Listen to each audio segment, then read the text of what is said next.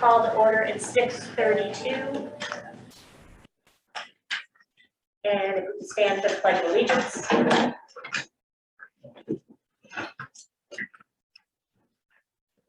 Pledge allegiance to the flag of the United States of America and to the republic for which it stands, one nation, under God, indivisible, with liberty and justice for all.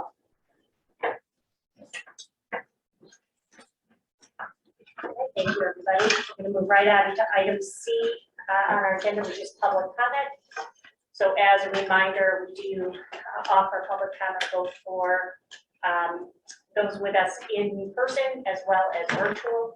We always offer in-person attendees the opportunity to speak first.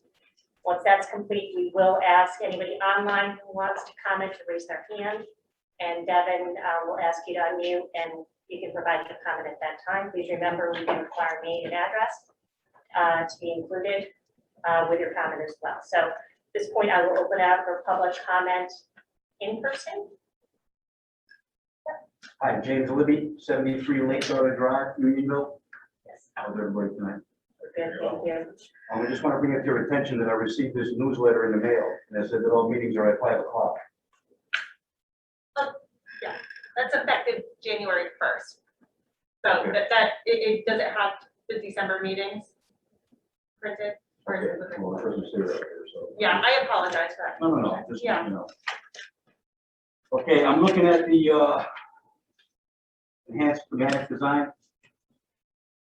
DE. D services, D2.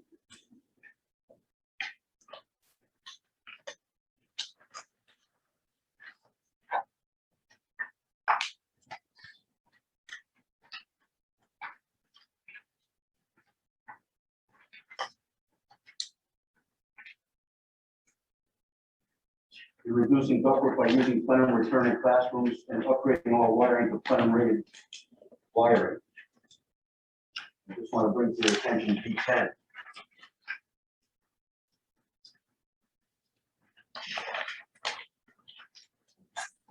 You might want to take a look at that PVC piping in the plenum ceiling, if there's going to be any. That's not fire rated.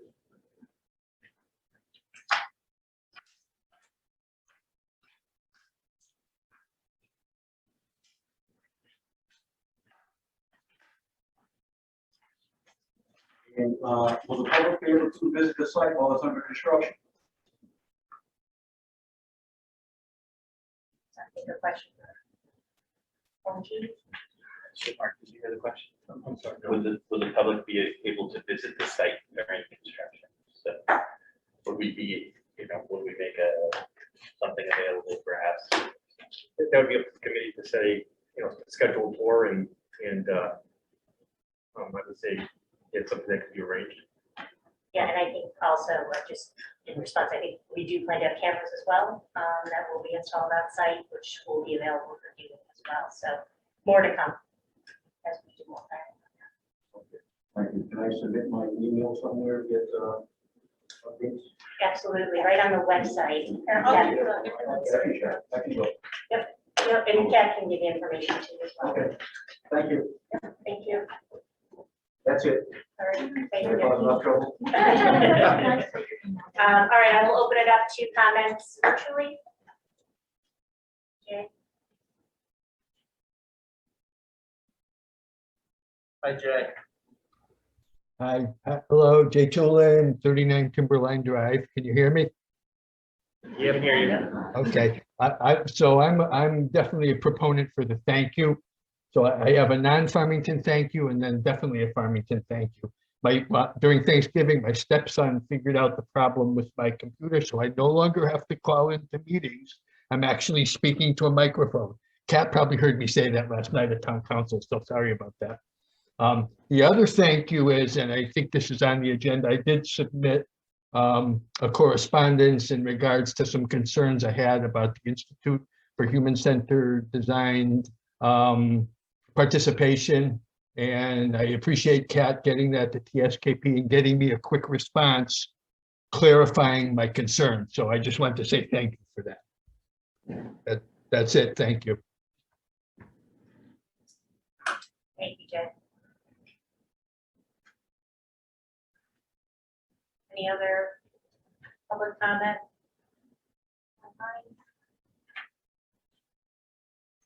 Good. Well said. Excellent, thank you. Next order of business is minutes. So item G1, can I have a motion to approve the attached December 1st, 2021 minutes? Motion to approve. Second. All right, any discussion?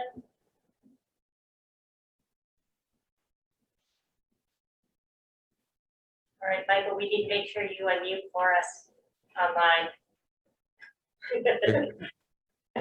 All right, all in favor? Aye. Opposed? All right, unanimously approved. Next order of business is correspondence, item E. This is any correspondence received between 11/27/2021 and 12/13/2021. As Jay mentioned in his comment, his submitted comment was actually included in our agenda packet as well. So that was something that has been shared with the committee, and that is everything that was received. I always mention here again that anybody who is interested in providing comment or questions or anything to us, please go online and use the contact form. We will always respond to those as fast as we can. It's a good way to reach us if you're looking for any additional information that you don't get from the meetings or to clarify anything. And I say that not only for those who attend with us, but also those who watch afterwards, whether that be via Facebook or the meeting recording. So please feel free to use that form on the website as well to contact us. Okay, we're going to go right into reports. Very first item is the chair report. So I do have a few things to report as we kind of wrap up this year. Believe it or not, we are at the end of 2021. So first thing I do want to mention is that Sharon has actually stepped down from the committee. She did move, so that required her, unfortunately, to leave us. She is, I believe, on with us as an attendee. So Sharon, hopefully you can hear us, and I say thank you. And I think I say that on behalf of the entire committee, not only for your diligence, time, effort, energy, everything you put into the last 2 years of just the committee work we've done to get the project passed and move forward, but also all the work you did on the ad hoc committee as well, which is really, really critical in getting us to where we were as far as once the committee was established. So we thank you very much for your time and service. You will be sorely missed, and we hope you the best. Wish you well. We hope we see you. Stop in maybe sometime if you're close by to say hello. But you know, we just wanted to say thank you. I don't know if you want to just say a few words. We'll give you the opportunity.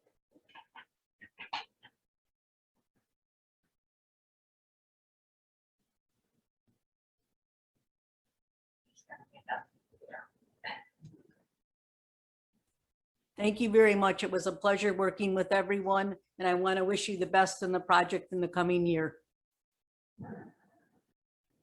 Thank you, Sharon. Thank you. Thank you.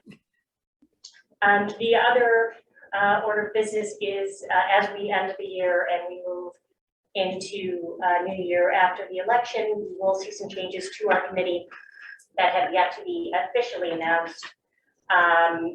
You know, regarding both Ellen and Chris did not choose to run this year in the last election, so that will change our dynamics a little bit as far as placement and what our committee looks like.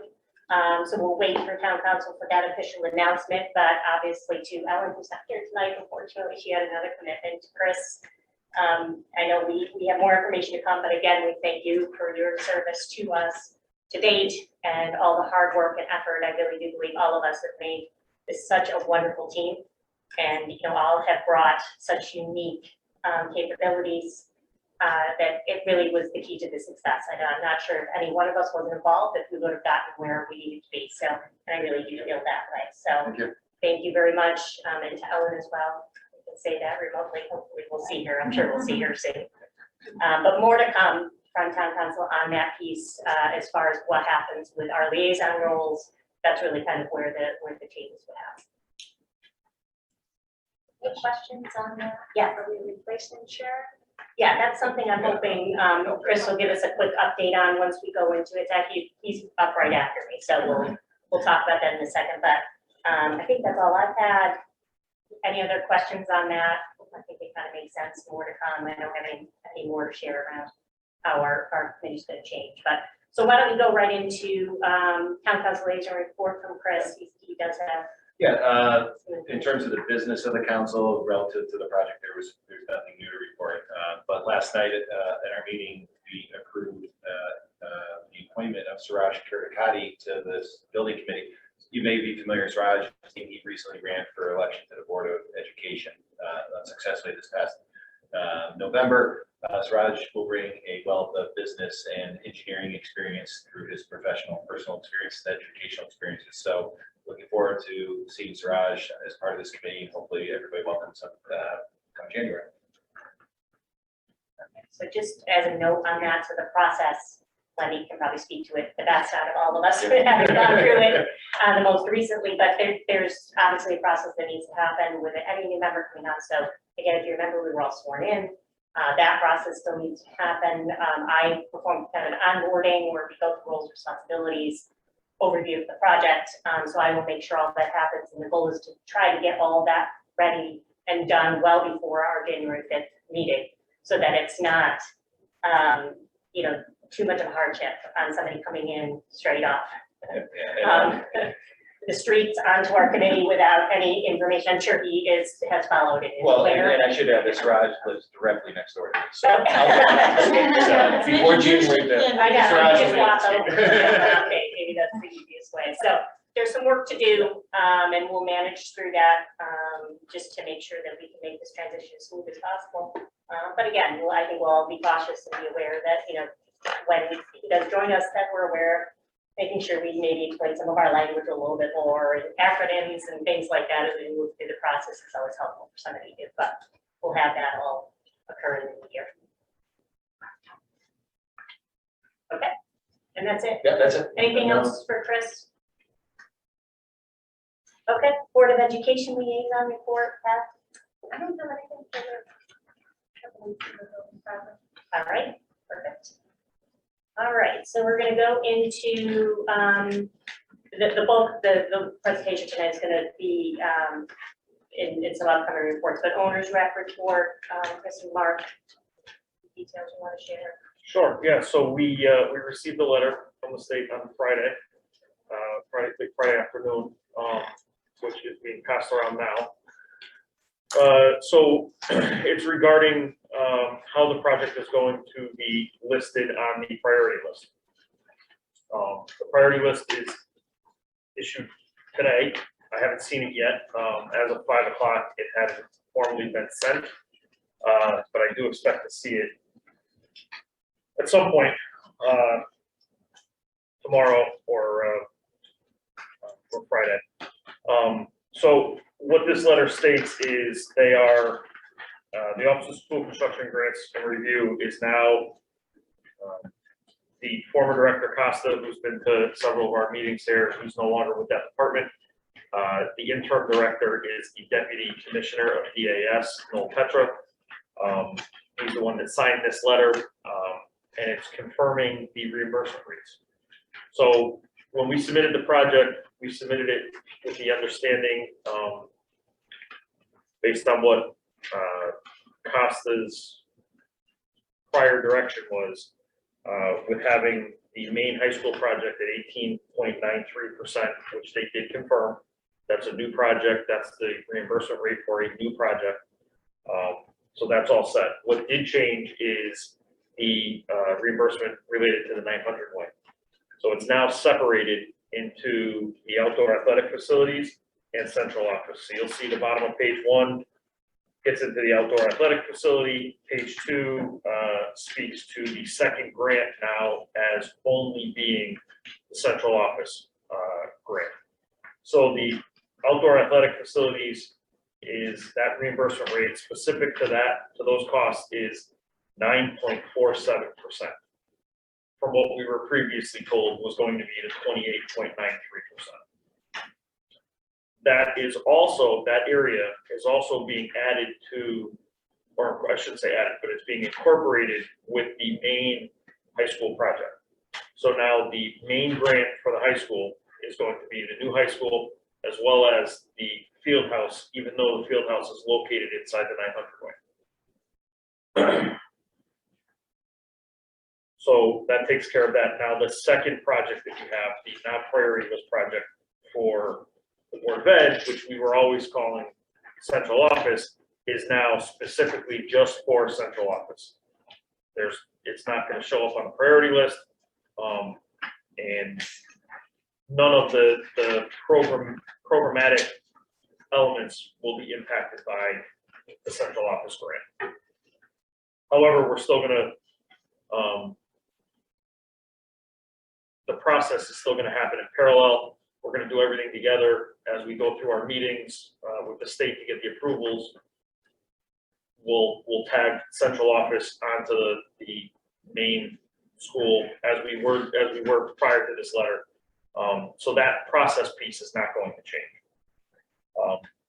What the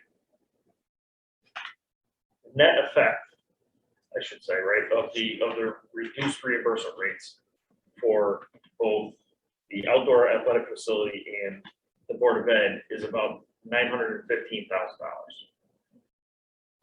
So right now,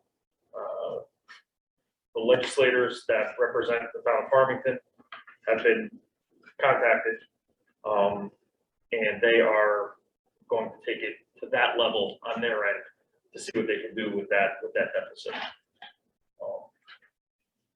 They did acknowledge on the bottom of page 2 that there is a choice seat bonus, which is a bonus. It's not a guarantee, even though they're saying that they're granting the district's request. It's not necessarily a guarantee, and it is based on the number of seats when the project is completed.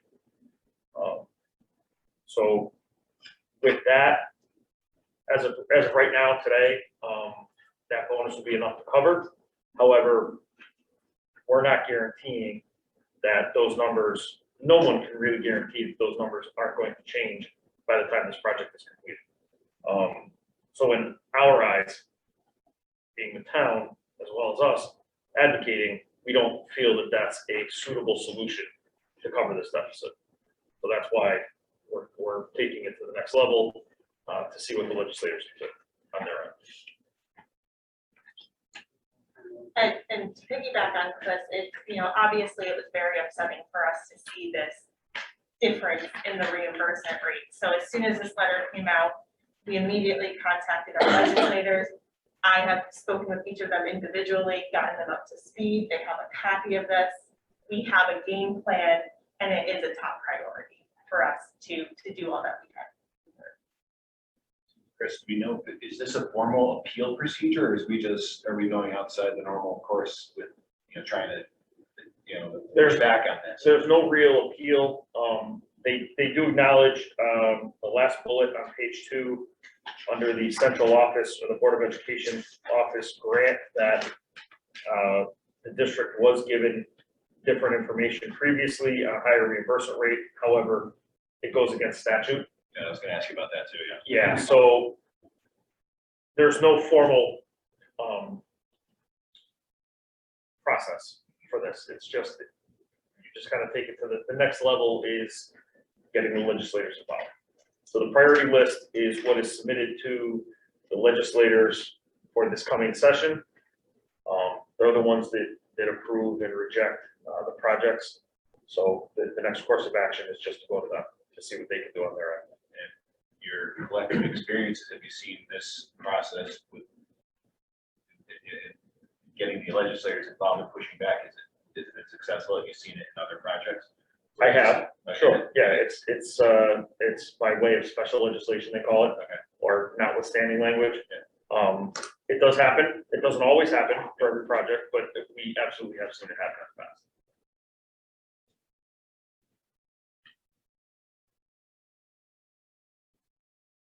So as we get further with that process, we'll update It's just very new. This letter was just issued. And, it's kind of what we expected. But they had to issue something prior to the list being distributed and today. I think maybe important to note that we're experiencing this with other districts, experiencing the same thing, who were previously given different information regarding reimbursement rates or whatever other things. So Noel had identified in a conference not that long ago where he spoke to architects and owner reps that they're working diligently through this process. They are looking for a replacement. Noel is an interim role, and they are looking for someone who can help to streamline the process. I think for exactly what he said, that he's swiftly looking for someone to take that role, and doesn't expect that it will be him. At least that's the indication I have.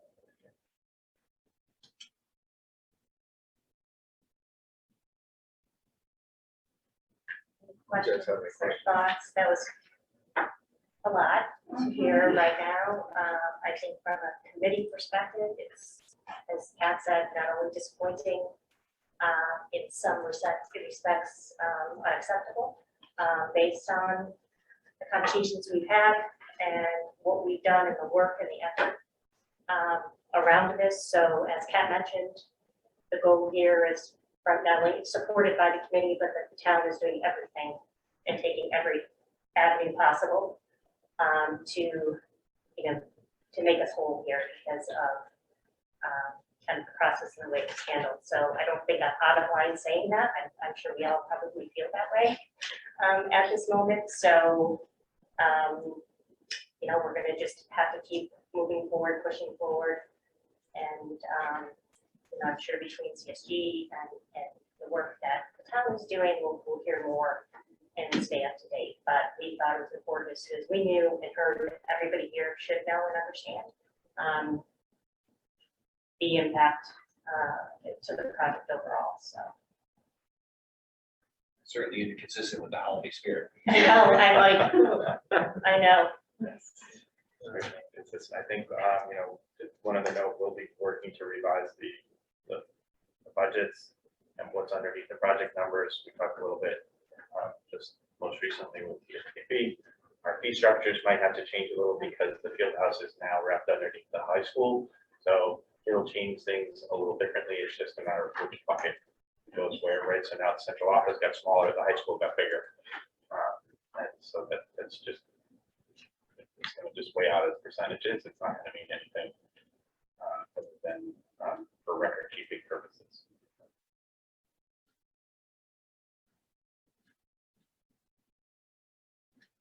Anything else? Could you just clarify, is it the open choice numbers K-12 or just at the high school?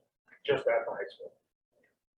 Right, so the number was, I think we said, in order to maintain the difference, it was about 12 choice. You have to have 12 choice vouchers at that time of the school opening. When the project is Complete. And so, you know, we did the math. It's a little around 1.2 million or something like that. 1 million with 12. Yeah. And then, you know, for every one more that you have, you know, that goes up and up. But and then truly accessible. right, accessible. But that goes for any grant, any school related grant. It's always the choice seats relative to that building. Okay, thank you. Looking for a little silver lining is the fact that it's categorized as an outdoor athletic facility. Does that mean if it's not count towards the reimbursable square footage per student? No, it does. does. It's in there. Yeah, I know. We were thinking of Are enrollment. we still under that, given I believe the we are. recategorization? I believe we are, yeah. We're close. Michael's shaking his head. Yeah. I don't think that piece of it will be an issue. Yeah, brings up a good point, Bill.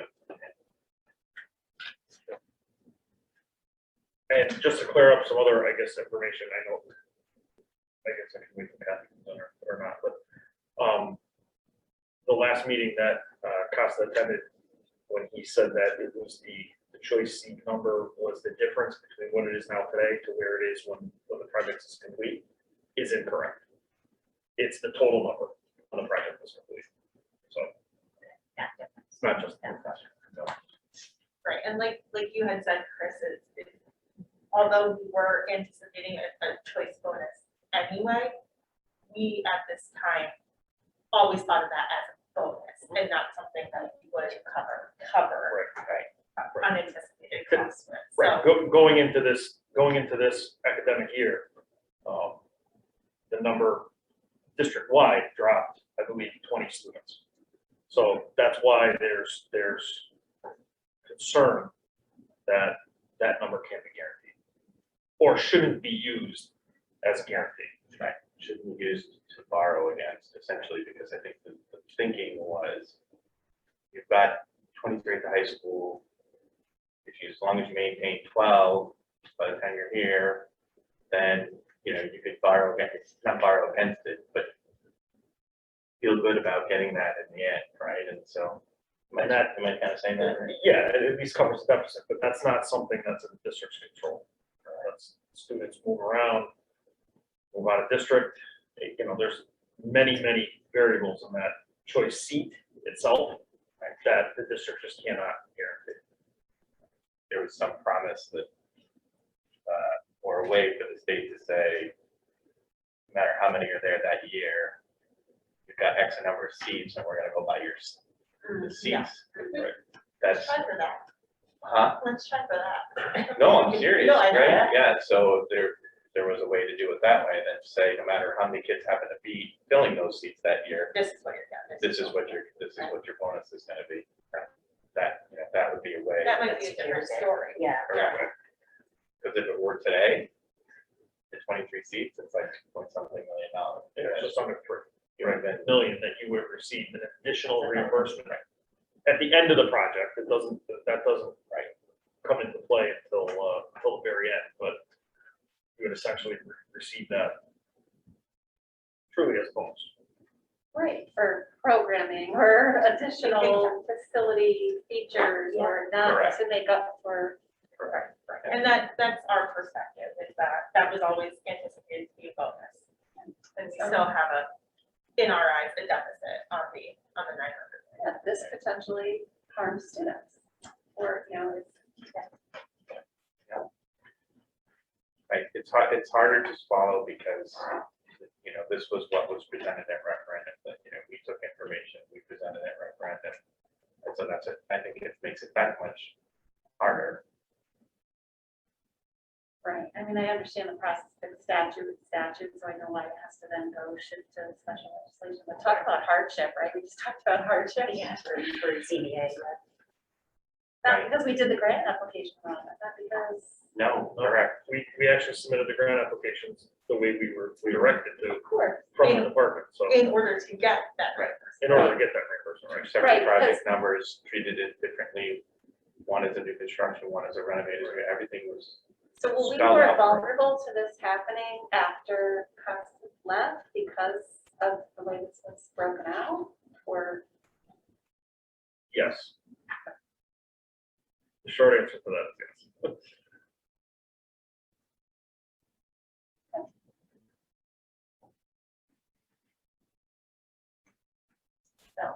Lot to think about, more to come. But just to keep everybody informed, continued conversations, as soon as we hear anything, additional information, we will certainly be passing it on, and we'll manage that as we learn more information throughout the process. The best we can do right now until we know more. But, I mean, we are on the priority list, so that's good for the high school. So we should say, because that was always something we knew was going to happen, but it's nice to have that operation. So we do have that piece. Unfortunately, we have this other piece that we have to manage through. So somebody online. You have 2 minutes. Oh, Michael. Yeah, do we, I heard in the beginning that our legislators in town know about this. Is there clarity as to whether or not they draft or support any special legislation in this upcoming short session? And they are willing to do that. Okay.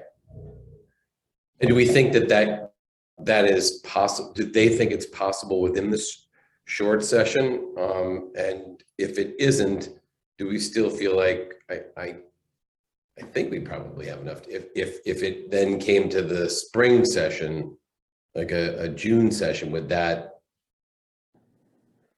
it be reintroduced then too? I don't know. I'm just Work out the frustrated. step one for us is the town, in conjunction with Farmington Public Schools, to send a letter to DIS in response to this letter. Okay. The legislators are also intending as a legislative delegation to send a letter to DIS in response to this letter. So that is a Gotcha. step needed, would be the special legislation. Thank you.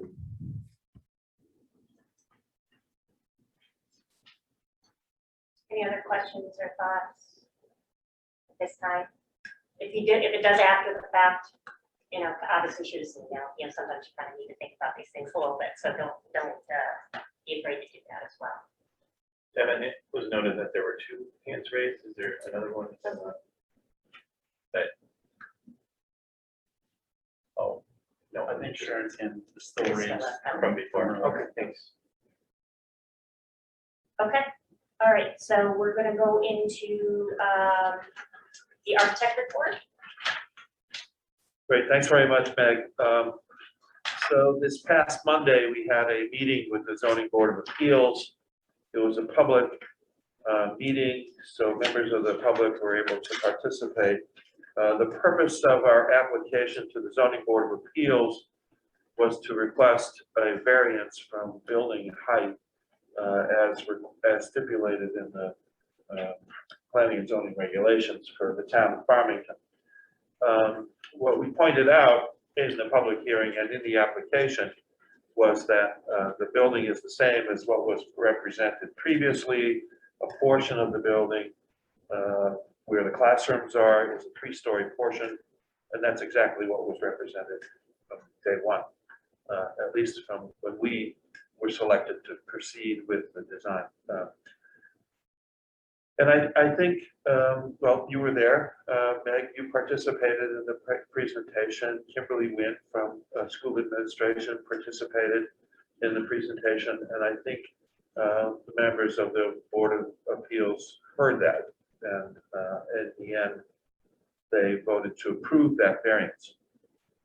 And again, that's only pertaining to the building height. So now we can proceed to the formal application to the Planning and Zoning Commission for site plan approval. And once we go before the Planning and Zoning Commission, then all regulations of the Planning and Zoning regulations for this town need to apply, and that will be scrutinized by the full Planning and Zoning Commission. Things like building footprint, setbacks, landscaping, parking, the dimensions of the parking drives, and so on will be reviewed by the full Planning and Zoning Commission. According to the pre-construction schedule, the plan is to make that submission to Planning and Zoning in February. And then we expect that they will act on it by April. At least that's the game plan. The target in the pre-construction for the Zoning Board of Appeals, actually, we were expecting approval or action by the Zoning Board of Appeals in January. We actually got the decision in December, which was good.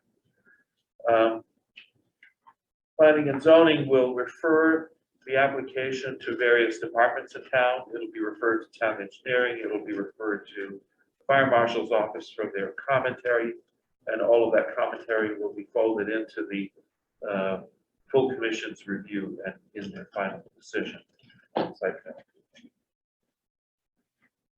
Part of the regulations, there's an attachment to the regulations, and Jay Tulin may be interested in this subject, if he's still on the line, is universal design requirements.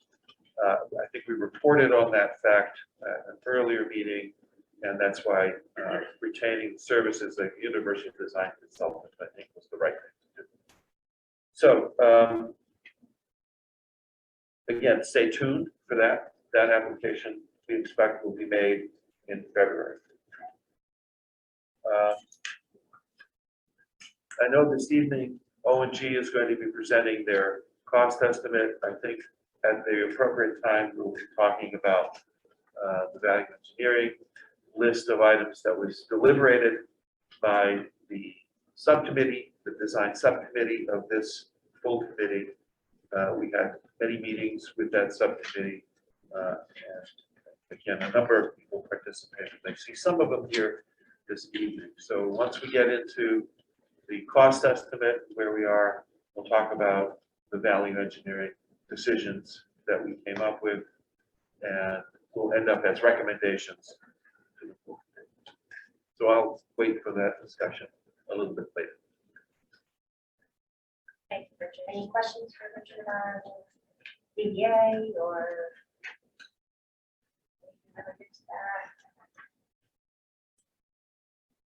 The group did a great job presenting.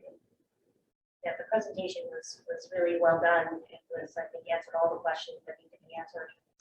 It was a unanimous approval, which was excellent. I think I think it shows the confidence in the design, in the plan, and in the community as well, and the vote that was made and the approval of the project overall. So it went really well.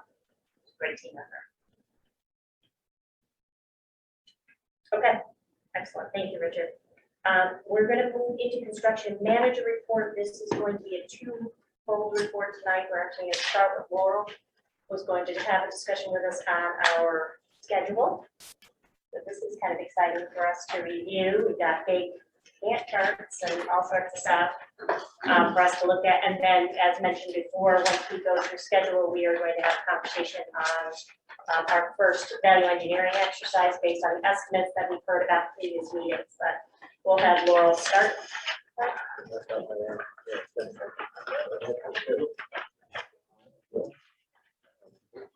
right, so I'm just going to walk you through, I'm not going to go through every single activity, but just let you know that we're on schedule. And I'm just going to walk you through what this information is, and I'll be happy to answer any questions at the next building committee meeting once you guys get a chance to digest all the information. So what we do is we start with our milestones. These are our big ticket items that we want to keep track of, just so that you kind of have an overall, you as building committee members. Somebody asks you, oh, when you're starting to do something, hopefully that date is somewhere. You can see there's bidding, there's completion of our construction documents, when we're actually going to start work on site. So there's logic behind this. Things are tied together, activities are tied together. The minute that we see a slippage on something that's considered a critical activity, we will let you know. When you look at the different tasks, you're going to see green and red. Red means it's critical, means if we get any sort of delay, in theory, it directly pushes out the end date. So you'll see this also in our construction schedules. So we have our milestones. We also have what we track as professional services contracts.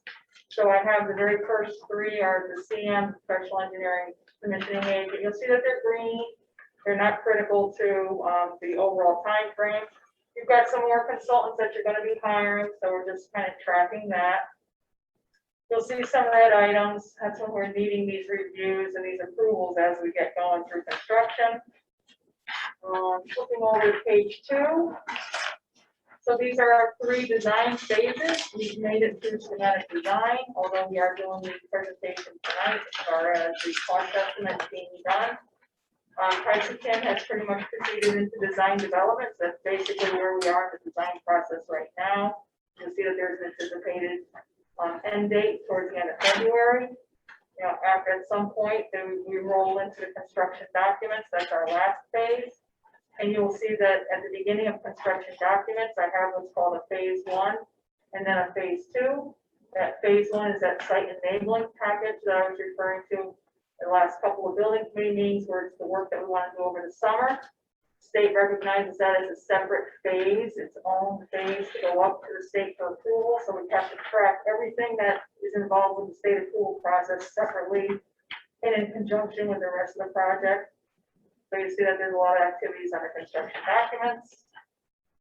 And then we have on page 3, at the beginning, we see our OSCD and our meetings. So these are, it's important to know kind of when we want to meet with the state because they typically need time to fit us into their schedule.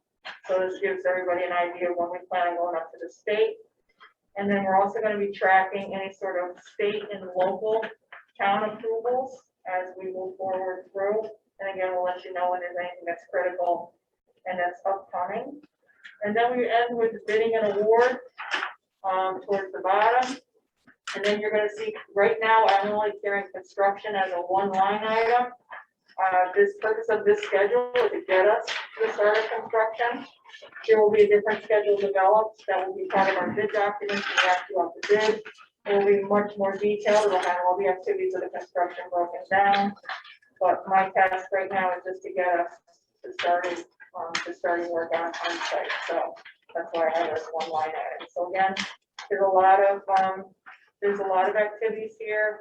You're not seeing the relationships. There's arrows and everything that's tied together. Just for clarity, I shut that all off, but know that there is logic here. Anything that's red is things that we really need to keep an eye on.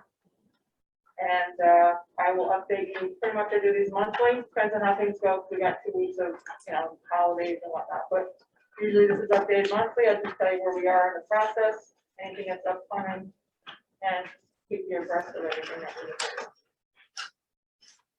And if anybody have any questions on this? I have a question.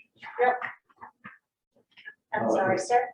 Actually, public comment is just in the beginning of the meeting for attendees. Well, that was a comment. This is a question. Same premise. Oh, it is? Yes. Well, I didn't know that at the time. That's okay. That's not a problem. Yeah, that's just the process that we follow. Okay, so then I can't ask that. No, if you could submit, that would be great, and then we can go ahead and answer and give you a more complete and thorough answer in writing after the meeting. Okay. Thank you. Any questions from the committee or thoughts? I know, again, this is the first time we're seeing it Right. in detail. We've been talking about it a lot. We've seen it at a much higher level. So again, in preparation for our January 5th meeting, take your time, kind of look through it, just get used to it. It's going to change, living document, right? If you don't approve this, this is just for your information. We're the ones tracking it, but we'll let you know when there's an issue coming up. Right, exactly. That makes sense to everybody? I'm sorry, I hate to interject, but I didn't have this information with me before I was able to ask my question at my time. Yeah, but again, the process for us, so let's say we have more than you here. We follow the process for every public meeting, whether it's this one or a town council meeting or a board of ed meeting, unless it's an open public meeting that calls for comment during the process.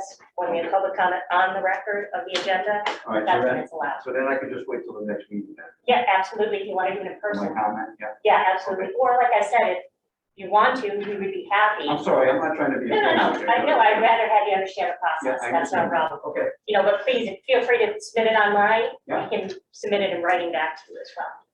okay, thank you. Well, just a question, if I may, on the SDR meeting, is that different than the SDR meeting we already had?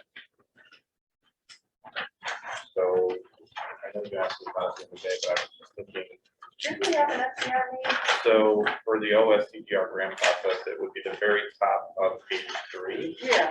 But did we have that? We did. We had a formal SDR, yeah, right, and It we was had September. the in-person tour. Right, so you guys were on board, Right, right, just before that. Right. And there was an estimate? Or they didn't ask me? They didn't ask for estimates, right? Okay. The one we were gonna give them. I probably plugged it in because of our Ian's in estimate. your estimate. Yeah, okay, so, And my apologies, because I started thinking about it now. yep, all right, so this already happened, and I remember it was before they came out here. Last summer was on site, but it was in September, right? It was right when we got hired. Right. we tried to schedule them at the same day, and Bob said he wanted a separate SDR meeting and a separate one. So Yeah. October 20th, I think. Okay, I thought I had that in here before and I just got confused myself, so I'll just back that up. So to that point, I think Chris and Mark did answer this question too, just based on our previous conversation, some of the changes. I know Bob is consistent in our process, but do we feel we're gonna need to go back and redo anything or have conversations again based on changes with the state? Just in case of Laurel, just so you know. We have different DDR, this is very painful. Okay. process. Yeah. So that's a good question. I think that, you're saying based on the fact that our scope of the high school and the. And just people are changing. I just don't want us to be, there to be a gap somewhere. So as far as we know, Selmers are constant. Michelle is still involved in the discussions. I think the difference might be when someone is appointed to the new director role or whatever that might be. That might be someone that's going to want to meet with every project that's in process, maybe. I would think. Yeah, but that's not gonna impact anything that we're doing now. Okay. Right.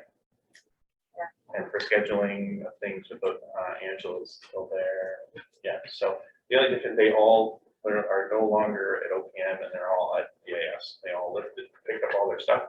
We got in the building and into the DAS building like within a couple of days. Right? Yesterday was the first one. Yesterday was their first day. Okay.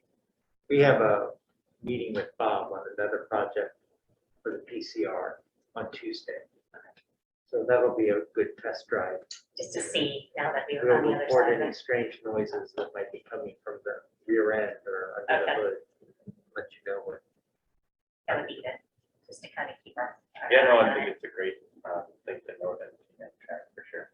Yeah, we just don't want to get caught where it's all of a sudden there's a new person involved and Sure, where we have We're just kind like of when back to Bob, square like when one. Bob sort of got interjected and. yes, Yeah, correct. so we don't want to go through that process. Yeah. And the other constant is Noel, who's the deputy commissioner, who's the interim director, is also not going anywhere. So anything that happens between the time that he's taken over to the time he hands it off, he will still be there to. We're still all gonna be on the DAS. Right. Just as long as we keep our eye on it, because we just saw changes that we didn't expect, so you never know. Okay.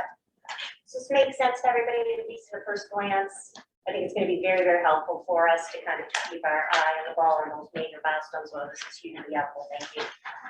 Thank you for walking it through, and we'll keep, so take an opportunity to review it, kind of get familiar with some of these state milestones for the committee members, and then that'll help us to continue our conversations. Sure. I think if we wanted like, to do something, or we wanted to have a meeting, is it Shiraz and any other new committee members, we could bring them up to speed? Yeah, I think that's something we'll have to talk about is, when we do an onboarding, there might be some of that I can handle, but then based on timing and other changes as well, depending on what those look like. Sure, we can help support those. Okay, perfect, thank you. Appreciate that. Yeah, if I do ask anybody or pull anybody in, please be aware that it would be for that purpose, just to get any kind of new members up to speed on anything, if there's any questions. That's the CD estimate on the 25th of May, on page 2, is that the 90%? It's that's not necessarily a 90%, it's a pricing set, and it's the set that's gonna be done on May 24th, that's gonna start our code reviews. So it's not necessarily 90, it's not a magic 90%, but it is, drawings are sufficient enough for the local review process to start. That's where somebody does a code review, the ADA review, somebody does an ADA review, that's what's gonna start that process. But the drawings will continue to be developed and finished after, once we start the assessment. But they're. It's a pretty darn So close, yeah. pretty darn close, and we'll have a month basically to adjust if we have to based on that. Correct, yeah.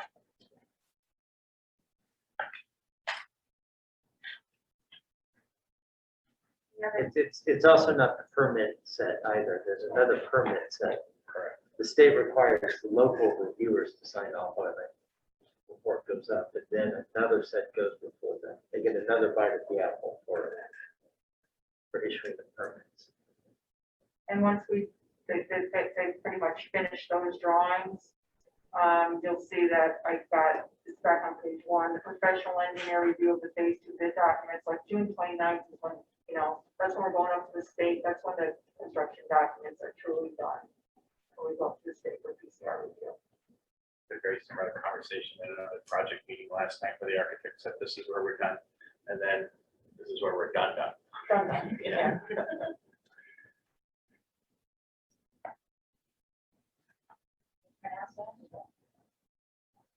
Any other thoughts or questions on the schedule right now? So like meeting. Okay, all right, great, thank you, Laurel, I appreciate it. All right, so we then we're going to move on to the second half of our construction management report. So included in your packet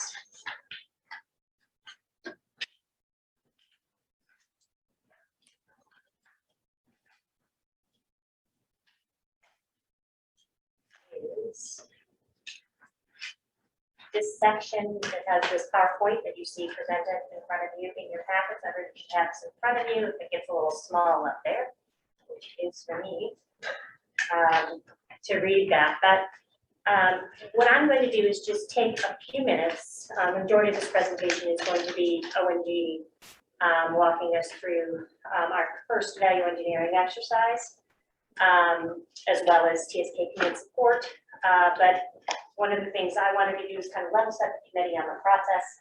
This is being our first time really kind of working through an effort like this. And, this is really how our role has changed post-referendum as a building committee, and really where we kind of, the rubber meets the road for us, and we really start evaluating and analyzing the project. So what you see here is a slide that kind of walks through where we stand right now, this moment, as far as both pre-referendum cost estimates and post-referendum cost estimates, and a little bit of, we're going to talk you through a little bit about that timeline, what those numbers look like, and answer some of the questions I have in this document is how did we get from point A to point B, and how do we get from point B to point C? Does that make sense to everybody so far? So again, not going to be a lengthy conversation, but I think it will be a good level set for all of us. So on the slide, you'll see there's that pre-referendum number, which is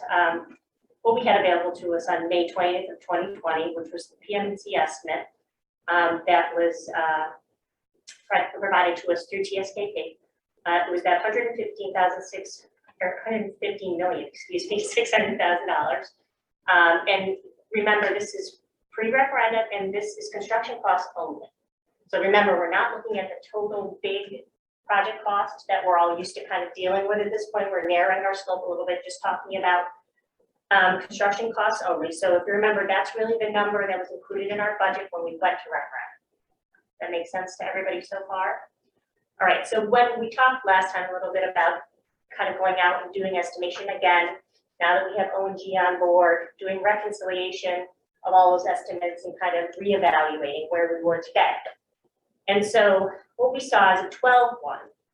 ONG came forward with an estimate, and again, did reconciliation with TSKP. Remember, we said it was a 1% difference last time, so we were very close. But what we ended up with was $124,975,000, which is significant difference. So let's talk first about how did we get from that 150 million to the 124 million. And these were kind of the big cost drivers that were identified for us. So we looked first at something we've talked about, we have been talking about for the past year and a half, escalation and what that means, and some of the big items involved, and that really made a difference in the overall cost. So you'll see there kind of detailed out structural steel framing, steel decking, interior partitions, and some of the things that were required for our site were impacted by escalation, among other things. But those were kind of the big hitters. And you can see kind of the escalation rates there we saw as 2020, which refers back to that pre-referendum estimate. And then take a look at that 2021, right? So shows us very clearly that we're gonna see some increases. And then that 2022 is a estimate or projection, right, as far as what we think it's going to look like going into next year. So we're seeing a little bit of reduction, but still not where we would want it to be, certainly. So take into consideration that escalation plus, we really, it was required for this second estimate, post-referendum, to do further delineation of site scope work. And in doing that, some additional costs came forward. And you can see there, after it was really dug into, we were looking at phasing and logistics, excavation, site walls, landscaping, civil and electrical utilities. There was an addition in cost there as well that was a little easier to identify once we had a better understanding of the overall scope. So that's really how we got from that 520 estimate to the 12.1 estimate. So those were kind of the big hitter heavy, cost drivers in that change in cost. Does that make sense, everybody, so far? Yep. Okay, good. All right, so as we said on 12.1, saying 124.9 is not where we need to be, we needed to then go and try to get us to where we needed to be for budget. So the question now becomes, how do we get from 124 to our required budget of 150, right? So what you'll see now is our first exercise in value engineering that we're going to be walked through. This is not the last time we're going to do this. So you'll see at the very top, we will be doing this again, post design development and construction documents. So we'll go through the same process. So that's why it's important for you to understand the overall process, how this is going to work and what the next steps are. So the value engineering recommendations, as Richard was very cautious to say earlier, this is our job as a committee to go ahead and approve these. So it's important that we all understand what's included. These are recommendations of value engineering, and they're broken into these categories. And you'll hear much more about the shell, interior services, equipment and furnishings, and site work. So you'll see specific items underneath those categories that we're going to talk about tonight.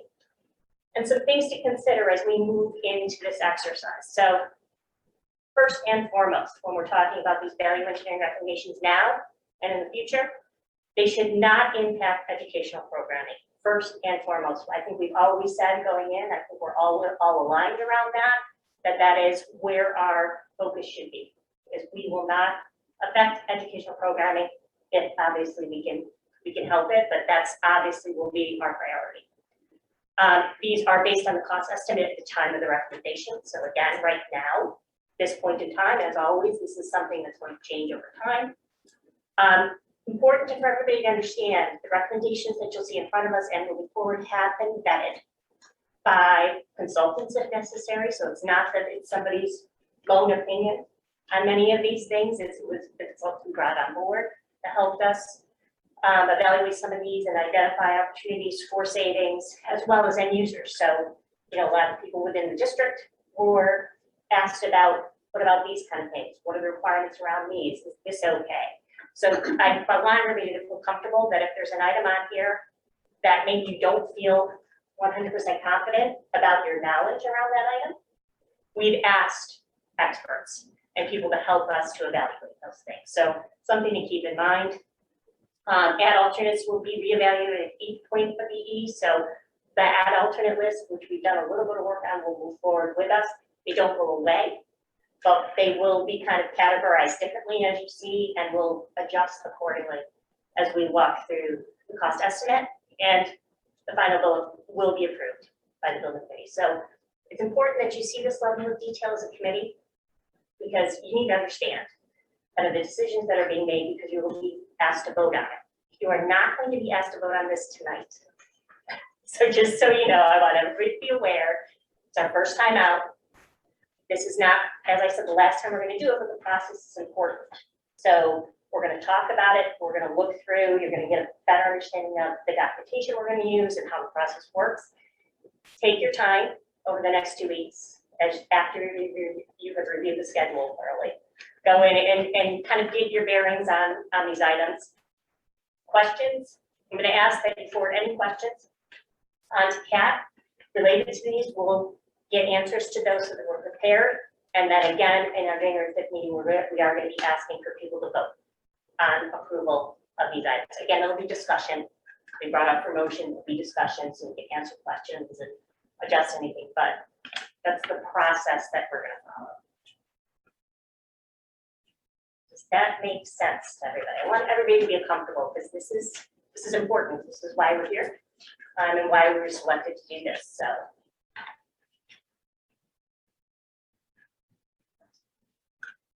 Yes?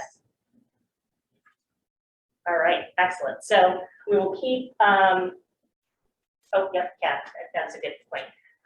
So the recommendations as you see them, I don't think I was very clear on this. Again, Richard mentioned it earlier as well, but there was a design working group of a smaller group of people with kind of some specialized knowledge. Again, people from the district, some people from the building committee, people from the town, obviously our professional partners were all involved that worked on these recommendations. Sam is part of his efforts in the school as well. So there was a group that's evaluated these recommendations and brought them forward to you.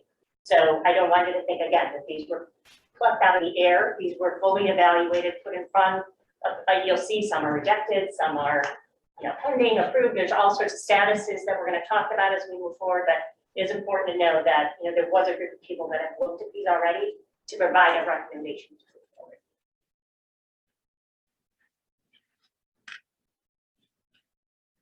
Okay, I'm assuming everybody's smiling underneath their mask. Okay, excellent. So that's what I just want to make sure everybody was clear on.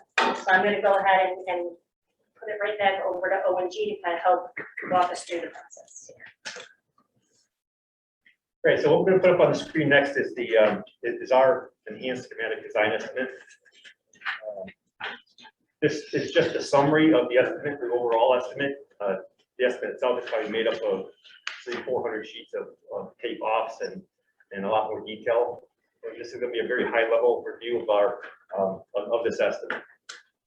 Again, schematic design estimate is going to be one of 3 estimates we provide for the project. When we're doing the schematic design estimate that we present, that we completed now that we'll present tonight. We'll also be doing one at the DD stage of the document development, as well as the CD stage. So the value engineering, value management, scope alignment, some people call it, will be done at each of those 3 stages so that we keep the project on budget. So with our project cost summary here for the schematic design estimate, we break it down to a couple of different categories. The first is the construction cost, and we break that down by site work, by abatement and demolition, building construction, and then we have a line item in there for recommended reductions and alterations. And again, we'll get into that in a little bit more detail, but we are showing a dollar amount that we are carrying forward in order to balance the budget at this point. We also break the overall estimate down into a couple of different categories. The first being the early enabling package, which is primarily site work. That's the plan that Laurel presented at the last committee meeting. So we are showing those costs for that amount of work. It is included in the overall high school cost, and that's the next column. So if you read down for the high school building, and if you scroll all the way down to the bottom of the page, you can see the total cost for the high school building as a standalone. The next column over is the central office. Again, tracking those costs separately. It is a separate state number, and we talked about earlier the different reimbursement rate. So those are costs that we do track throughout the course of the project. So again, the estimate itself is broken down by construction cost, the reimbursables, which is our fees, basically our staffing for the project. We have a section called contingencies. So there is 3 separate contingencies we are carrying at this stage of the estimate.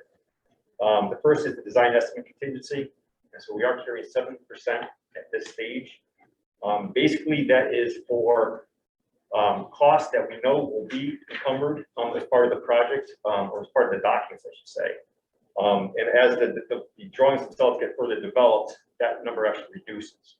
So it's really there just it's an estimating tool, basically to fill in all the blanks that maybe not necessarily drawn on the paper yet, but will have to be drawn. Okay. So it is a contingency that we do carry. At the end of the day, it does get rolled up into the construction costs and disappears. That's what I was going to say. It's really, again, it's just a strategy and estimated. The next item was escalation, as Megan mentioned. That's one of the bigger factors of the cost increase from 2020 to today's estimate. We are carrying 6% now per year, and actually we showed 5% because we are bidding this thing in October, part of the third quarter of 2022. And then there's a CMR contingency. Again, that contingency will remain within the project. You will see that from this estimate going forward, at that same percentage. Just to step back real quick on the escalation, the day that we bid the project, that escalation goes to 0. So we're really looking at real, the day that we bid the project will be the real numbers, right? So if we did another takeoff or another estimate at that point, that line would be 0 as well. Okay, those costs get rolled up into the overall construction cost. The next section is the CMPs. Again, that's the contractual amount that was agreed to, must be part of our contract, as well as the CM bond and insurance. So really the overall numbers that we're looking at, again, we have a $115,600,000 budget for the project. We're slightly, at this point, we're slightly under, we're about $94,000 under that value. So typically in this, at this time, we would recommend to the committee that we go on to the next stage. So we start the DD process. The project is basically on budget at this point, and we move forward. Again, as mentioned earlier, there was quite a bit of value engineering scope alignment that was done with the working group to try to bring this project back on budget, which was something that we were successful at and we were able to accomplish. So the next couple of pages here is going to reflect the items that we, as a group, recommended be carried forward as a method of getting us back on budget. And what we had done was basically listed a number of proposed value management items, and then we kind of established a cost for each of those items. And that's what you see as OG trade cost, the column there at the old page. And then we kind of looked at it on kind of splitting those costs up into a couple of different categories. The first was an alternate, meaning that the item itself, the VE item itself, could be accepted at this point, be carried forward into the budget, but we want to reserve the right, that's more of a legal term, but to reserve that particular item so that we could put it back into the project at a later date. Okay. We have a column that's marked approved, so we went through these VE items and said, yeah, this is an easy one to accept. We'll put this in the approved column. Then we have another column marked pending, which is something that we did not use as a method of getting us back on budget, but it is still an item out there that maybe after further review, we could decide whether it is something we should maybe move forward with and accept, or maybe not, and we should reject it. And then the last column is basically all the items that we had just flat out rejected, whether it's we thought there was a programming issue, somebody on the subcommittee really thought it was going to be affecting the performance of the building, or performance or affecting program of the building. So we just flat out rejected that and moved it into that column. So what we had done in order to balance the budget is we basically took the total of the alternate column and the total value of the approved column and used that within our estimate. So if you go back to our estimate where we have that recommended reductions and alternates, we carried 7.4 million roughly in deducts. That is the amount that will be reflected in the alternate and the approved columns, the totals for those two columns. I just spoke for 10 minutes flat there, so if you have any questions on it, anything I've said up to this point. Maybe you could add a couple Yeah, of comments. please do. So Sure. Mark just went through a very complicated chart. It's not that complicated, but there's a lot of information in there that we've gone through many meetings with this working group that you described, and it's the recommendations. So even though Mark referred to a column that says approved, that's only a recommended approved. Correct. And rejected is a recommended rejected. So I think to be clear, this building committee needs to accept the recommendations or move numbers around. If you want to now take an approved and move it to rejected, that is certainly possible. No, though, we have a limited amount of money, so it can't all be approved. That's the task at hand. This pending. Pending means that it is in the project. It's in the budget that's ONG has estimated. It could now stay pending going forward to the next level of design. Or this committee say, no, we can make a decision now. We're going to reject it now. And if it's rejected, then you basically just decreased the cost estimate. Right. So just, I think maybe, and this is probably a good time just to use an example, just so that we get an understanding of how that works. So if you look on the first sheet under shell, item B10, with eliminate roof screens at rooftop mechanical units. And we move that to a pending item. So right now, the estimate itself includes the cost of those roof screens. So those haven't been taken on in the project. They're still shown on the drawings. They're part of the project. As Richard mentioned, if we decide on January 5th that we don't need those roof screens, we could take that pending value and move it to the approved or the alternate columns and realize those savings within the estimate. Right, and it also could stay pending for a while. And the Yes. reason why it may stay pending for a while is the roof screens may be a subject of discussion with the Planning and Zoning Commission. Are they important or are they not important? I think we need to do some diagrams to show when you're at different vantage points around the site, would you be able to see the mechanical equipment or not?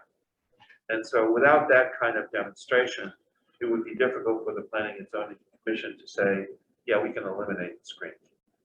So that's why it may, this item may, in particular, may stay pending until after we get through planning. So And a majority of the pending, I think all of the pending items are still pending because they need further review before a decision can be made. correct, Yes. correct. So maybe we can jump to another item. Sure. So that was an example of a pending item. So, Right. so So you want to move to a, yeah, can we go to another pending item? Sure. Oh, before we continue, you will note that the description is divided into three categories. We have shell, interiors, services, equipment and furnishings, and site work. So if you jump to equipment and furnishings, specifically line item E6, the recommendation was defer the culinary arts lab kitchen equipment. What do we mean by that? Well, during the discussions with the working group, we said, we don't have a director of the culinary lab yet. We're not sure exactly what kinds of equipment may be necessary for that curriculum. You certainly are vacating the existing building. Perhaps there's equipment that can be reused in the culinary lab once we have a conversation with who the future director might be of that lab. That's going to take quite a bit of effort. We're going to have to investigate what kinds of food service equipment may be reused in the culinary lab that may be made part of the curriculum. So we decided we can't make that decision yet. Let's keep that idea as a pending possibility. And that's why it's still in the budget that ONG has provided. That still needs further study. Let's look at an example rejected item. Under services, item D4, reduce the generator to 175 kilowatt to support only certain items. Well, it became pretty evident when we were having these meetings that, well, what are we doing? We're not gonna reduce the size of the generator. We need to be able to provide a facility that provides some emergency services, warming shelter, cooling shelter. So that's why that was a rejected item. At least the working group recommended that that be rejected. So right now, we have a full-size generator. we will continue in the next phase of design to look at if we can reduce the capacity of that generator still. That's why you said we're gonna go through this again. Yeah. For example, one of the ideas that we talked about was, well, do we need to have the capacity to serve the entire building? Maybe not. Maybe you need the capacity to serve only the ground floor. The auditorium, the kitchen, the gymnasium, for those places of assembly that you might have in an emergency situation, and maybe only the classrooms on the ground floor, because you could use those as support spaces as well. But you may not need the upper classrooms on the second and third floor to be serviced by the emergency generator. So this item may be revisited when we get through design development. Those are a couple of examples. I'd just like to make a comment about the culinary arts. Sure. As someone who is actually the department supervisor of the culinary arts program. Oh, we should be talking to you about it. I am available Okay. because, just from experience, you know, we have gone through construction and now we are dealing with the aftermath. Yeah. Of needing upgrades Yeah. of, just was in a meeting about it, of, panel boards, electrical panel boards to even just service, KitchenAid mixers or Sure. air fryers. Sure. And those are your lower end appliances. But I would be cautious of eliminating that, thinking moving forward, it might cost the district more money and cause more havoc onto a program. Right. When students are not going to be able to use the equipment that they need to join productions. Right, so you raise a good point, because it's not just the equipment, it's also service to that equipment. Whether it's hoods, power, plumbing, be cautious about any kind of cuts in the culinary area. Yeah, and we've had a few estimates that came back and only like triple just to add a commercial hood Yep. to induction. So just, I'm going through it myself, and as I'm looking at this number, we may be better off adding now than to pay for it later. Understood. I think we found our consultant for that. Yes, we do have a food service consultant, yes. But we also have someone who could, part of this group, that's good. Let's see if there's a couple other things I can point out as an example. Maybe an example of an alternate. An alternate. Alternate. Okay, let's jump to catwalks in the auditorium. That's C9, what? C8. So we have an idea that reducing one catwalk in the auditorium may be possible. So we do have a theater consultant that's part of the team. He's been working with theater folks in the school. And we had started out with, in the initial design concept, we had started out with 2 catwalks over the seating area as lighting positions. And we had a number of catwalks above the stage. And now the notion here is that we really don't need 2 catwalks above the seating area, that we really only need 1 lighting position. So there could be some savings there. That's an example. But the decision or the recommendation was made, let's put that in the alternate column. So if bidding is favorable, maybe we could reconsider putting that back in. In fact, there are 1, 2, 3, 4, 5, 6, 7, 8, 9 alternates at the moment. I've seen 14 or 15 alternates on a project that we did recently. And in the end, they were able to afford all of the alternates. And that was at the beginning of this year. I mean, this was not that long ago. Even though we were in COVID, it was such a competitive market that everybody was bidding very, very competitively. So is that going to be the market next year, Jeff? Sorry, Mark, you tell me. They're going to be the market next year. You've been. The estimate's not based on that, but we are hoping for a better, better climate. But this goes back to that escalation figure that Meg had up before. I think the consensus on your people's part And the other independent estimator we brought in, PNC, was that we should carry 6%. Currently, that's correct. For the year, yes. Right? Whereas in the beginning of COVID, or even before COVID, we were carrying 4%. Now we're being a little bit more conservative. Again, that's why the alternates work well, because you get the benefit of the time at the time. So you include these as alternates, they're part of the design, they're already there, they are designed, right? Everything, all the materials selected, picked out, right? And it's just a matter at that time of on bid day and looking at the numbers and seeing whether you could afford that alternate, or maybe a combination of alternates you could accept at that point. Right. An opportunity to prioritize. If you ask the world, we need to stay under 10, right? It's gonna take a while for you to digest this. Yeah. Again, like I said, I don't think we're expecting you to take any action on it tonight. So I think going forward, over the next couple of weeks, you will welcome questions from members of the Absolutely, committee. that's what we wanted to make sure, as I said, especially our first time to exercise, we wanted to make sure everybody understood. Does it make sense, kind of the process, the premise of how things, and this will be, it's a nice tool. I think it's a great tool for us that, you can move things from column to column.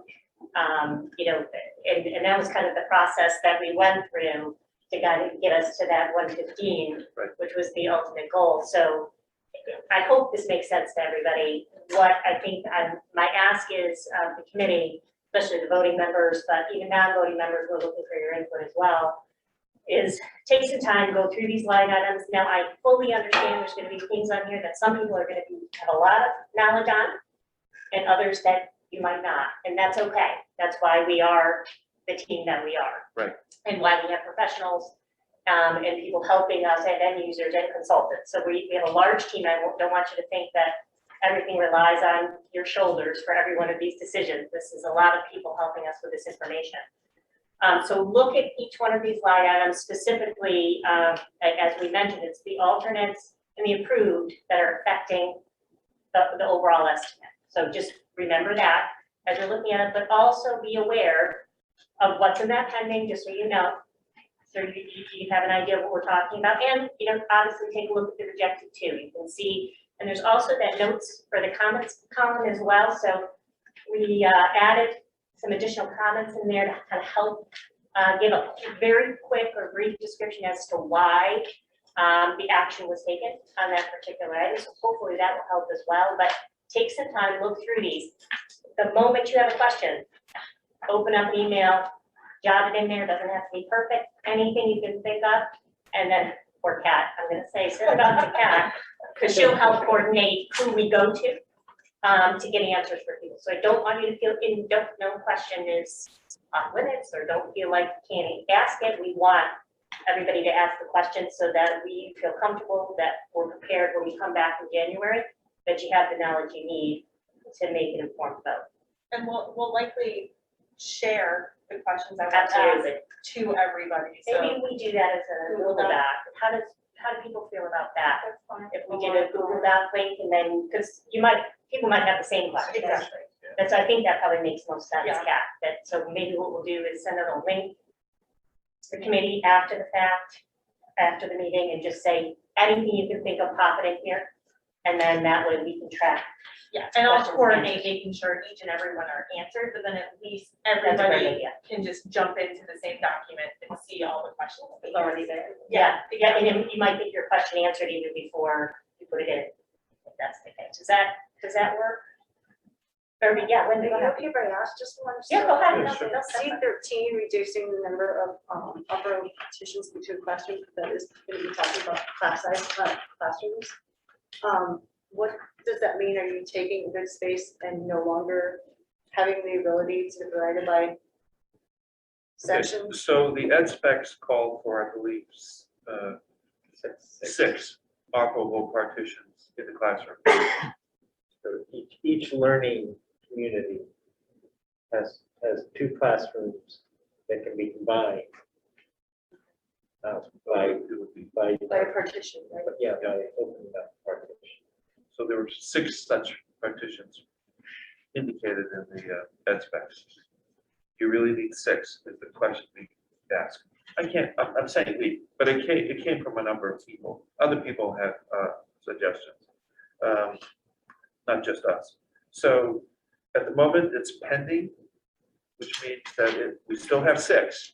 Correct. Is Six the are estimate. six are still in the project. Right, We haven't taken those out. but we could save some money if we don't do 6. Okay, so that's conversation that they're having. Okay, that just wanted to understand, you know, what that meant in terms of classroom sizes or Yeah. classroom. So not on the list are things that I brought up that were shot down immediately.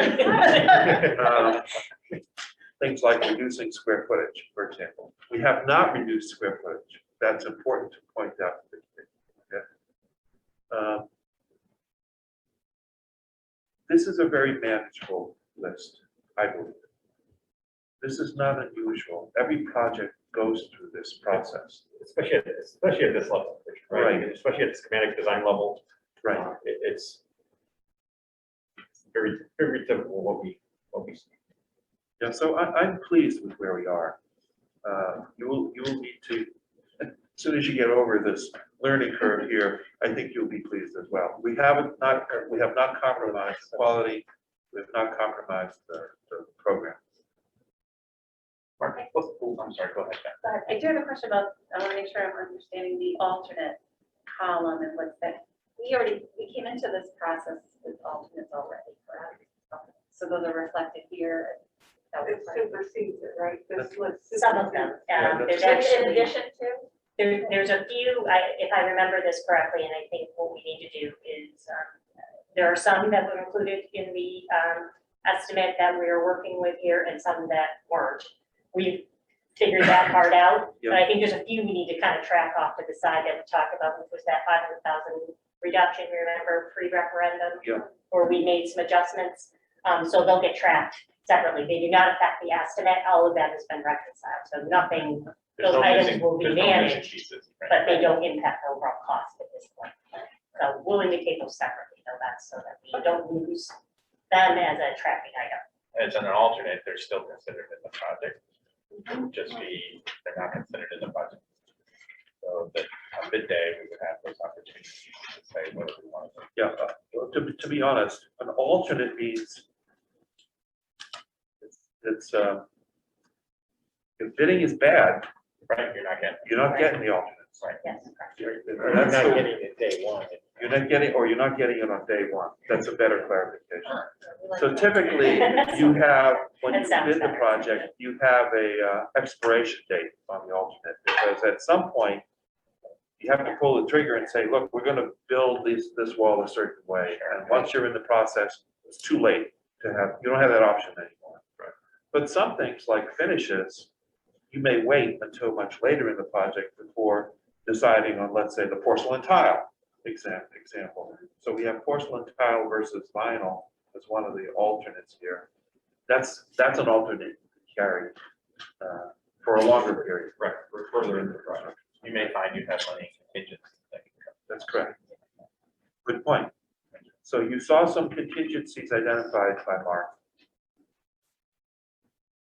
Know that there's an owner's contingency as well, right? That's above and beyond this construction budget. So if, when you're constructing the building, you decide, hey, look, you know, the bidding climate looks good, or manageable, and things are going smoothly, not a lot of surprises, you may decide, let's release some contingency, owner's contingency, to buy some of the alternates. So anecdotally, and just as far as an industry measure, where do we think we fell? Like, what did we say? 7? This is about, it represents about 7% of the overall budget. Do we remember what the number? Yeah. Yeah, we're around 7%. Yeah, around 7%. In other projects that we're seeing that are going to bid around the same time, different types of construction, different types of things, 28%, I just saw 20%. Large numbers, am I talking out of turn or, right? So feeling good about 7%. Yeah, this is definitely manageable, and that's why it really didn't take us very long to put the list together and get the project back on track as far as the budget goes. we're in good shape to begin with, and again, go through these items and be able to pick up those dollars quickly. So like Wendy's example of the question, back to, those are the kind of questions, any of those things, pop them in the spreadsheet, we'll get answers, we'll kind of, that's probably gonna be a rolling process that we can do over the next couple of weeks. So if you go in, you might see some answers to some things as we get them, and we'll pop them in there, but we'll make sure all that stuff is answered prior to our January 5th meeting, so that everybody has everything they need when we actually call it about. Can I ask a question about, so is the plan to try to get these approved at the January 5th meeting? Yes. Okay, because they do need time to incorporate them into the next order also. Yes, so Laurel's gonna keep us honest, which I love, on the schedule to say, once again, Megan, that's what you said, so we need to, which I get that completely. So again, that's why we're being cautious here, we want to make sure people have time. Hopefully, again, I know it's a tough time of year to be doing this, but if you can take some time, you know, here and there to kind of walk through this, look through this, really get a good, deep understanding, ask questions. I think we can do that. I think it's reasonable for us to put that vote forward on the 5th so that we remain on schedule, give you guys time to respond. Our team meeting prior to January 5th, the small committee. I don't think we used that, right? Are we? We are scheduled to meet next week. I think the intent was to cancel that meeting, because the work has really centered around finalizing these recommendations to bring to the committee. And so that group, that working group That working group, yeah. is comfortable with what's being presented tonight. So it's the recommendation of the working group to the full committee that these are the recommendations coming out of those discussions. So, you know, there was probably 3 or 4 weeks of meetings and pre-meetings and discussions around a lot of these topics. Like Richard said, there's items that didn't even make the list, you know, from a programming perspective and going through. So once we finally got the reconciliation, that reconciled cost estimate, that's when we really knew what we had. But I think, you know, to Kathy, you and your team's credit, defending programming, you know, as this is the last place we're going to look. I think, you know, forced our group to kind of really focus in a, you know, in a building specific, physical building specific direction. So, yeah, it was good. I think everybody was open and honest and transparent through the process. So I think it's been a great process to get to where we are today. So a lot of work has gone into it.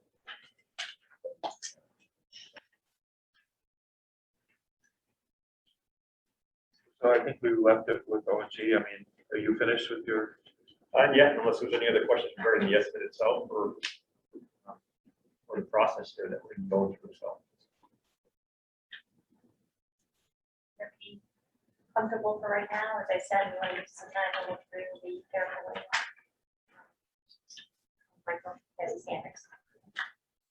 Yeah, Mick, I just wonder if we should mention that there is one other change that has been made to the project that I don't think is included in the in this particular schedule, and it's a significant dollar saving things. It's the change from the terracotta siding to the brick. And again, if you're not in that working group, I don't know that would be drawn. Am I right, or is that articulated in here? No, it's not articulated here because it never made the list. That was one of the items that Richard was referring to. So I don't know if you remember way back, it was actually a meeting we had, I think, in the library. When Right after the originally, referendum. it was right after, maybe it's not a meeting right after the first reading, right after the vote. Right. There somewhere. When we talked about schematic design, one of the things that was presented as a possibility to us was a terracotta exterior versus a brick. It was a terracotta rain screen. Yeah, oh, okay, sorry. And so there's question of that. It was estimated out for a cost, and based on that estimate and based on feedback on what we heard from community and feel and all sorts of things, it was not included in the estimate. So you will not see it. It's not included at all in here. But to Michael's point, in case like that's something that pops in your head of like, hey, what about that thing? Don't be afraid to ask those questions too.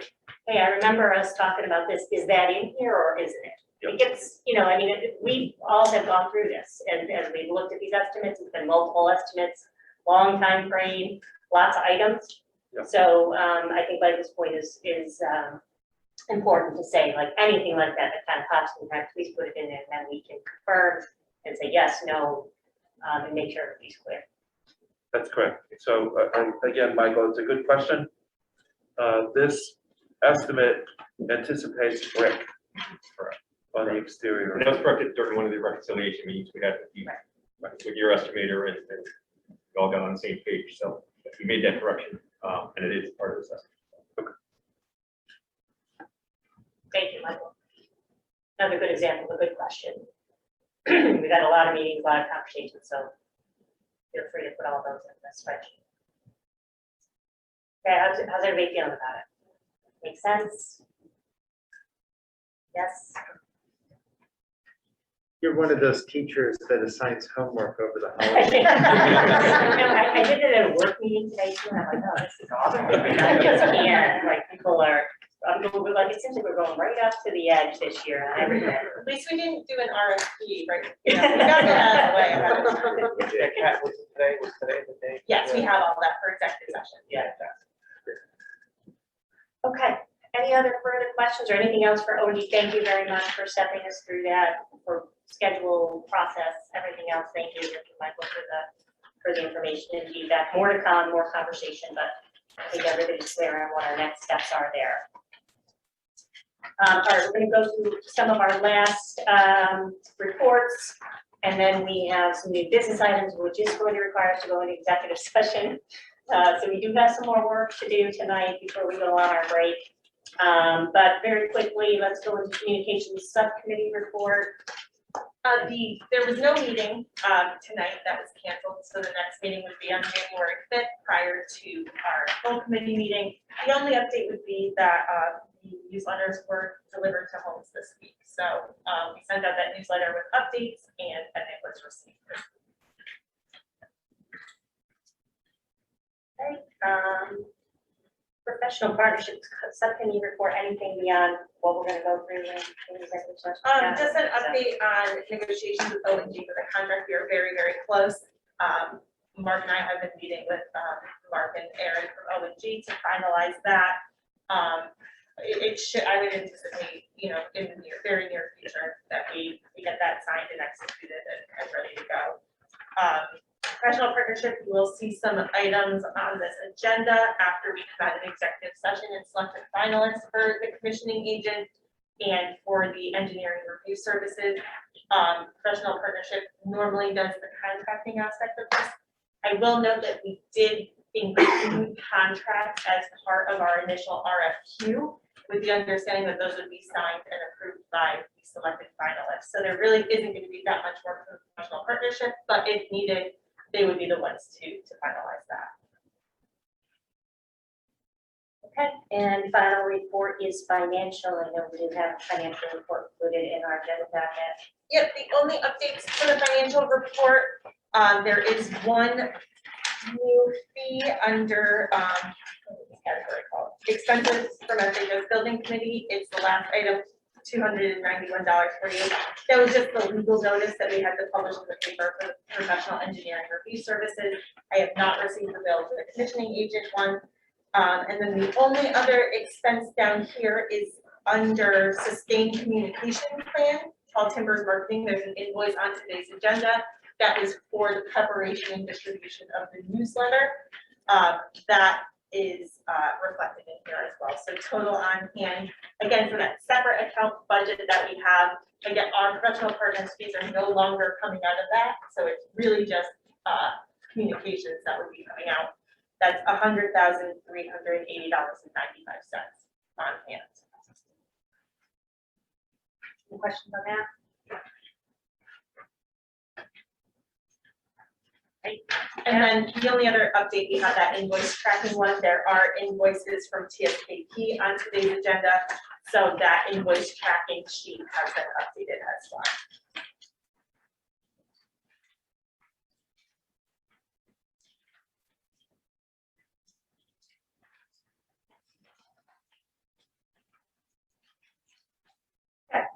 All right, so we are going to then move right into new business. I don't want to talk about those combined meetings, we'll start that in the new year. Oh, yeah. The consent. Yeah, to make sure, as you remember, we talked, I think, last time about, consolidating our approval of invoices, but we'll start that starting in January, and move forward. So we have some new business invoices to approve here. So can I get a motion to approve the attached invoice from Tall Timbers Marketing in the amount of $4,225? Motion. So moved. Any second? Second. All right, discussion? All in favor? Aye. Opposed? All right, approved. Next, item G2, to approve the attached invoice from TSKP Studio in the amount of $292,800. Motion to. Okay, second. You guys are right. Any discussion? So just a note, this invoice is for professional services rendered regarding the Farmington High School design, rendered through November 2021. Favor? Aye. Opposed? Aye. Chivalry is not dead, you can vote. He's deferring the motion to you. All right, that is unanimously approved. We will move on to G3. Can I get a motion to approve the attached invoice from TSKP Studio in the amount of $12,200? Motion to approve. Second. All right, discussion. So this is for professional services regarding the central office locker room renovation rendered through November 2021. All in favor? Aye. Opposed? Aye. Michael sounds thrilled out there. All right, unanimously approved. Is that it? Yes, right? Yeah. Three.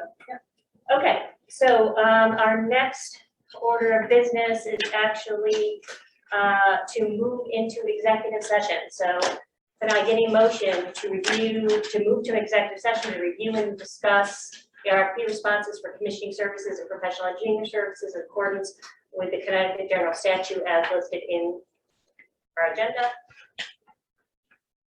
Motion. Discussion. So again, as we mentioned, this is to review and discuss RFP responses for commissioning service and professional engineering services. The attendance in the executive session shall be limited to voting and non-voting members of the Farmington High School Building Committee, representatives from TSKP Studio, representatives from Construction Solutions Group, and representatives from ONG Industries. And we will cut out, obviously, executive session to go into approval of the motion, and that shall be by a 2/3 vote. Any other discussion? All right, all in favor? Aye.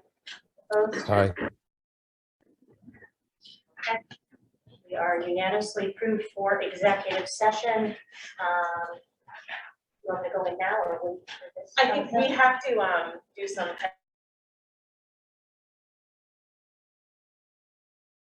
Right now, there is a separate executive session Zoom link that we will have to set up. We have to keep the meeting running for the motions at the end. So you can give us a few minutes for. Yeah, and just let me know at what point, at what time. Yeah. Well, we'll make the motion now at 8:15. Okay, all right, so we will go into executive session as of 8:15. Yeah, perfect. Go from there. Okay, set up.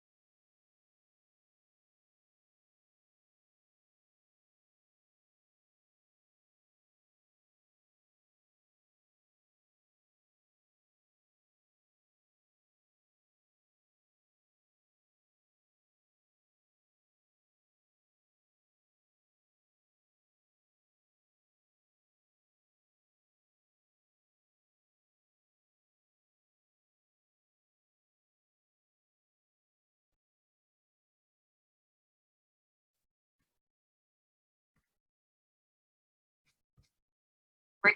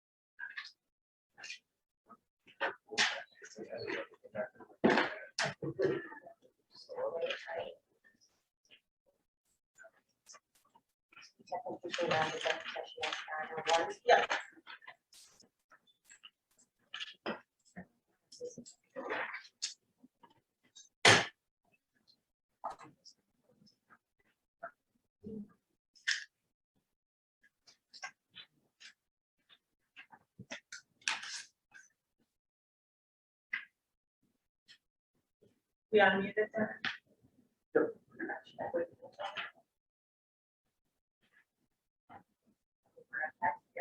Okay. All right, so note that we did come out of executive session as of 9:01. First, I would like to ask for a motion to table items G5 and G6 until the January 5th meeting. Motion to table G5 and G6 until the January meeting. Second. Any further discussion? All in favor? Aye. Aye. Opposed? All right, unanimously approved. Next up is, could I have a motion to select Diversified Technology Consultants as the finalist for professional engineering services? Motion. Second. Any further discussion? All in favor? Aye. Aye. Opposed? Okay, approved. And then could I have a motion to authorize the town manager and professional partnership subcommittee to negotiate and sign a contract with Diversified Technology Consultants for professional engineering services? Motion. Second. Any discussion? All right, all in favor? Aye. Aye. Opposed? All right.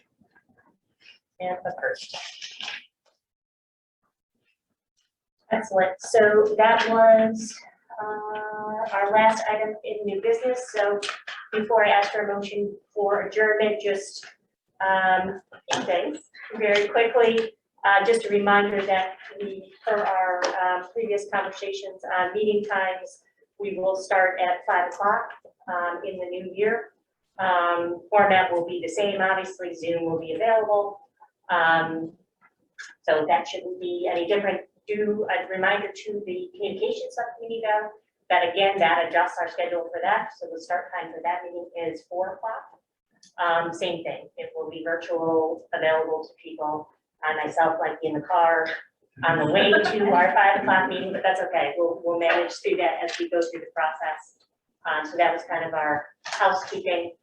But before adjournment, just happy holidays, everybody. Thank you very much for the time, the effort, the commitment, as always. Can't thank you all enough. It was so far so good. I know tonight was a lot to go through, but I think we made really good progress. And I'm really looking forward to 2022. Looking forward, big year for us, 2022. It's what we've finally been waiting for. So the year is here, but again, safe, healthy, happy holidays with friends and family to everyone, and we will see everybody in the new year. Nice to meet you. All right, can I have a motion to adjourn, please? Motion. Second. Discussion. All in favor? Aye. Opposed? We will adjourn at 9:05 this evening. Thank you very much. Well done.